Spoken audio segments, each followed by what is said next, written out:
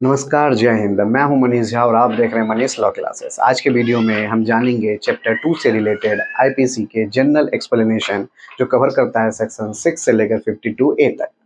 और हम पढ़ेंगे आज सेक्शन 31 से लेकर 35, टोटल 5 सेक्शन। इसके पहले का सेक्शन 6 से लेकर सेक्शन 30 वो मैं कवर कर चुका हूँ, आप प्लेलिस्ट में जाकर देख सकते हैं। तो चलिए समझते हैं सेक्शन 31 क्या कहता है। देखिए, सेक्शन 31 बात करता है विल के बारे में कि विल क्या होता है। विल का मतलब होता है वसीयत। अब वसीयत के बारे में आमतौर पे आपने सुना भी होगा। अब देखिए, वसीयत होता है एक टेस्टामेंट्री डॉक्यूमेंट, मतलब वसीयतनामा दस्तावेज। एक डॉक्यूमेंट होता है टेस्टामेंट्री वसीयतनामा, जो एडवोकेट के द्वारा करते हैं।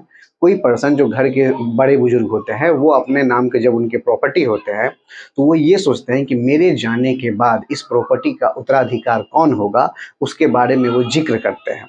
तो उस चीज को एक डॉक्यूमेंट के तौर पे वो बनवाते हैं थ्रू एडवोकेट। ठीक है, समझ गया। अब ये कहता है कि टेस्टामेंट्री डॉक्यूमेंट कहते हैं इसे लॉ के भाषा में। और जो बनाते हैं, जो वसीयत बनाते हैं, वो उसे कहते हैं टेस्टेटर। मैंने तो आपको बता दिया कि घर के जो बड़े बुजुर्ग होते हैं, आमतौर पे प्रॉपर्टी उनके नाम का होता है, इसीलिए। और लेकिन कानून के भाषा में उसे टेस्टेटर कहते हैं, मतलब वसीयत करने वाले को क्या कहेंगे, टेस्टेटर।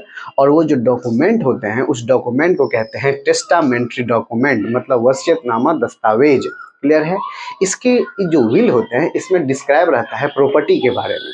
ये प्रॉपर्टी उनके मरने के बाद, मतलब आफ्टर हिज डेथ, उनके मरने के बाद, टेस्टेटर के मरने के बाद, ये किनको हैंडओवर किया जाएगा, इसका उत्तराधिकार कौन होगा, इसका लाइबल, इसका रिस्पॉन्सिबिलिटी, इसका राइट्स, ये सारे किसको मिलेंगे, इसके बारे में पूरा डिस्क्राइब किया रहता है। ठीक है। ये देखिए, ये कभी भी रिवोक भी हो सकता है, इट ऑलवेज भी रिवोकेबल। कैसे हो सकता है, तो as per 2B of the Indian Succession Act. तो इंडियन सक्सेशन एक्ट का मतलब क्या होता है, भारतीय उत्तराधिकार अधिनियम, जो कि 1925 के बारे में बात करता है। तो भारतीय उत्तराधिकार अधिनियम 1925 के तहत एज पर सेक्शन 2B ये रिवोक भी हो सकता है, टूट भी सकता है, कैंसिल भी हो सकता है, बहुत सारे टर्म्स एंड कंडीशन के साथ। ये अप्लाई कब होता है, तो टेस्टेटर के मरने के बाद। इसमें क्या जिक्र रहता है, तो प्रॉपर्टी के बारे में जिक्र रहता है कि उनके जाने के बाद इस प्रॉपर्टी का उत्तराधिकार कौन होगा, इसका लीगल राइट कौन होगा, इसका रिस्पॉन्सिबिलिटी कौन लेगा, और इसका जो भी इससे रिलेटेड लायबिलिटी है वो कौन लेगा। क्लियर है। विल क्या होता है, वसीयत। चलिए, ये बहुत इंपॉर्टेंट है एग्जाम पॉइंट ऑफ व्यू से, इसलिए इसको अच्छे से समझ के जाइएगा। सेक्शन 32 को समझिए। तो सेक्शन 32 कहता है कि word referring to act include illegal omission. तो देखिए, पहले इसको एक एग्जाम्पल के तौर पर समझिए। मान लीजिए आप अपने नियर बाई किसी पुलिस स्टेशन में गए, और वहाँ अपने जो थाना है, पुलिस स्टेशन, उसमें जो एसएचओ साहब है, उनको आप बोले कि मेरा एक एफआईआर लिखिए। तो एसएचओ साहब का मतलब हो गए कि स्टेशन हाउस ऑफिसर, जो कि इंस्पेक्टर या सब इंस्पेक्टर के तौर पे वहाँ पे नियुक्त रहते हैं। और आप उनको बोले कि मेरा एक एफआईआर आप लिखिए।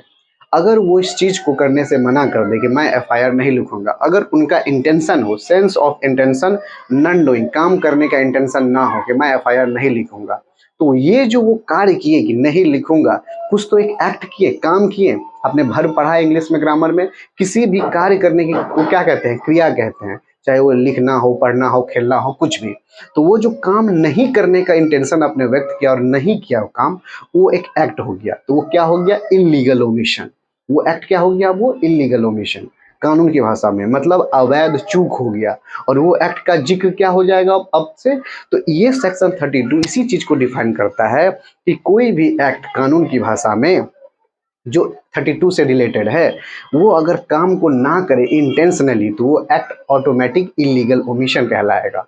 मतलब जिस भी कार्य को सोच समझ के नहीं करता, इंटेंशन हो कि नहीं करूंगा इस काम को, चाहे वो चूक हो, भूल हो, या नहीं मानना हो, मन नहीं है, इंटेंशनली उस काम को अगर नहीं किया जाता है, तो वो कार्य क्या हो जाएगा, वो एक्ट क्या हो जाएगा, इलीगल ओमिशन हो जाएगा, मतलब अवैध चूक माना जाएगा उसको। क्लियर है। अब देखिए सेक्शन 33 बात करता है एक्ट और ओमिशन। आपको मैंने अभी थोड़ी देर पहले बताया था हिंदू सक्सेशन एक्ट, तो वहां मैंने क्या बताया, भारतीय उत्तराधिकार अधिनियम। तो उस एक्ट का मतलब अधिनियम था, क्योंकि वो कानून है। लेकिन इस एक्ट को डिफाइन अलग से किया गया है कि एक्ट का मतलब क्या होता है, कार्य, कार्य कौन सा, गलत कार्य, क्रिमिनल कार्य। और ओमिशन का मतलब होता है चूक, कौन सा चूक, गलत चूक, इलीगल चूक। तो देखिए आईपीसी या लॉ से रिलेटेड आपको एक ही वर्ड के बहुत सारे मीनिंग मिलते रहेंगे, लेकिन आपको खुद उस सेक्शन बाय सेक्शन कहीं ना कहीं वो खुद डिस्क्राइब कर देगा कि इसका मतलब आप यहाँ क्या समझिए और बाद वहाँ की जगह क्या समझिए, ठीक है। चलिए, तो सेक्शन 33 क्या समझा रहे थे, एक्ट, एक्ट का मतलब होता है गलत कार्य, क्रिमिनल। आप आईपीसी पढ़ रहे हैं तो क्रिमिनल कार्य, तो गलत कार्य चाहे वो एक बार हो, सिंगल एक्ट हो, या सीरीज ऑफ एक्ट हो, मतलब 1000 बार क्यों ना हो, एक बार हो या एक से ज्यादा बार क्यों ना, उसे हम एक्ट ही कहेंगे। ये वर्ड है एक्ट ही कहेंगे, क्योंकि आप चैप्टर 2 जनरल एक्सप्लेनेशन पढ़ रहे हैं, तो जनरल एक्सप्लेनेशन में सारे माइनर टर्म्स है जो आने वाले चैप्टर में जब आप पढ़ेंगे, अगर मान लीजिए सपोज एक वर्ड आ गया आने वाले चैप्टर में सीरीज ऑफ एक्ट, तो उस वक्त आप कंफ्यूज होंगे सीरीज ऑफ एक्ट का मतलब होता क्या है। इसीलिए आपको चैप्टर यहाँ पे सेक्शन 33 पहले ही बता रहा है कि चाहे कोई भी एक्ट, मतलब कोई भी गलत कार्य एक बार हो, सिंगल एक्ट हो, या सीरीज ऑफ एक्ट हो, मतलब एक से ज्यादा बार क्यों ना हो, उसको हम एक्ट ही कहेंगे, ठीक है। और उसी तरह ओमिशन, चाहे वो एक बार हो, मतलब भूल अगर इंटेंशनली एक बार हो या 1000 बार हो, उसे हम ओमिशन ही कहेंगे। क्लियर है। इससे रिलेटेड क्वेश्चन भी आते हैं। मान लीजिए इसका एक एग्जांपल समझिए कि मान लीजिए किसी आदमी का इंटेंशन है एक आदमी को मारना, और वो उसे किडनैप करके घर में बंद कर लिया, और उसे खाने में दे रहा है सिर्फ एक रोटी, कभी आधा रोटी, कभी एक रोटी, कभी आधा रोटी, ऐसे करके वो 2-3 महीना उसे चलाया। क्या वो आदमी जिंदा रह पाएगा? नहीं, वो किसी ना किसी दिन भूख के मारे ही मर जाएगा। तो वो एक्ट जो कर रहा है वो एक बार नहीं कर रहा है, वो 1000 बार वही काम कर रहा है। 2 महीना 3 महीना से सेम वो क्रिमिनल वाला एक्ट काम कर रहा है ताकि वो मर जाए, एक ना एक दिन वो मर जाए। तो चाहे वो सिंगल एक्ट करे या 1000 बार एक्ट करे, कर तो रहा क्रिमिनल एक्ट, तो उस वर्ड को हम कहेंगे, उस कार्य को कहेंगे सिर्फ हम एक्ट। और वो भूल, मान लीजिए आप एसएचओ साहब के पास एक बार एफआईआर लिखवाने गए और वो उस चीज़ को नहीं मानते हैं, तो एक बार हो या 1000 बार अगर वो नहीं मानते हैं या नहीं काम करते हैं, तो उस चीज़ को हम ओमिशन ही कहेंगे। क्लियर है। चलिए सेक्शन 34 को समझिए। सेक्शन 34 कहता है कि act done by the several person in furtherance of common intention. ये 34 जो है ये आपको डिफाइन करता है कि कोई भी एक्ट, कोई भी गलत कार्य एक से ज़्यादा अगर आदमी करता है, मोर देन वन अगर आदमी करता है, तो उसे हम सेवरल पर्सन की तरह ट्रीट करेंगे। ये डिफाइन करता है कि मोर देन वन अगर कोई भी एक्ट होता है क्रिमिनल एक्ट, तो उसे हम सेवरल पर्सन की तरह ट्रीट करेंगे। इसलिए देखिएगा गैंग रेप में अगर एक से ज़्यादा ही हो, चाहे 2 हो या 10 हो, उसे गैंग रेप माना जाता है। एक से ज़्यादा होने से ही, मतलब 2 होने से भी उसे गैंग रेप माना जाएगा, चाहे मर्डर ही क्यों ना हो, ज्वाइंटली मर्डर जिसे कहते हैं, वो एक से ज़्यादा आदमी होने से उसे ज्वाइंटली मर्डर, उसे हम वर्ड दिया जाता है सेवरल पर्सन। क्लियर है। चलिए सेक्शन 35 समझिए। सेक्शन 35 कहता है, इसी से रिलेटेड 34 से, जैसे 34 में आपको डिफाइन किया था सेवरल पर्सन, तो सेक्शन 35 में डिफाइन करता है कि act is criminal with criminal knowledge और इंटेंशन। मतलब सारे सेवरल पर्सन अगर कॉमन इंटेंशन के साथ अगर कोई काम करते हैं, तो सबके ऊपर सेम पनिशमेंट होगा।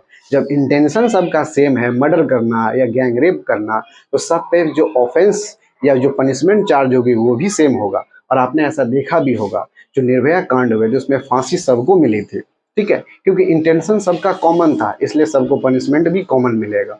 और जिसमें इंटेंशन सबका अलग रहता है, डिफरेंट रहता है, तो वहाँ पे पनिशमेंट भी थोड़ा डिफरेंट होता है। समझ गए। सारे सेवरल पर्सन का सेक्शन 34 में डिफाइन है कि क्या होते हैं सारे several person, more than one.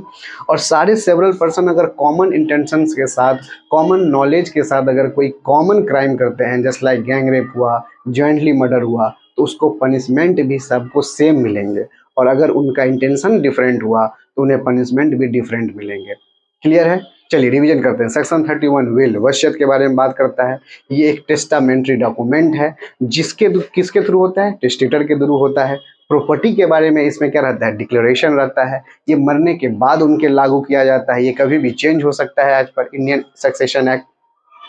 Section 32 किस चीज़ के बारे में बात कर रहा था कि कोई भी एक्ट अगर सोच समझ के इंटेंशनली किसी कार्य को नहीं किया जाए, तो वो एक्ट क्या कहलाएगा, इलीगल ओमिशन कहलाने लगेगा ऑटोमेटिक। 33 में आपको एक्ट और ओमिशन को डिफाइन किया गया था कि एक्ट अगर एक बार हो या 1000 बार हो, उसे हम एक्ट ही कहेंगे। ओमिशन एक बार हो, इंटेंशनली किसी काम को नहीं करना, चूक, या 1000 बार हो, उसे हम ओमिशन ही कहेंगे। 34 कह रहा था कि act done by the several person, more than one आदमी अगर कोई भी क्राइम करता है उसे हम सेवरल पर्सन कहते हैं। और 35 कहता है कि सेवरल पर्सन अगर कॉमन इंटेंशंस के साथ कोई भी कॉमन काम करता है तो पनिशमेंट भी कॉमन मिलेगा, और डिफरेंट तरीके से करता है, इंटेंशन डिफरेंट होगा तो पनिशमेंट भी डिफरेंट होगा। आई होप सेक्शन 31 से 35 तक का जो बेसिक कंसेप्ट है आपको क्लियर होगी। इसके आने वाले जो सेक्शन है वो भी बहुत जल्द कवर हो जाएंगे। फिर भी अगर कोई डाउट हो तो please let me know in the comment box. Till then, Jai Hind and thanks for watching.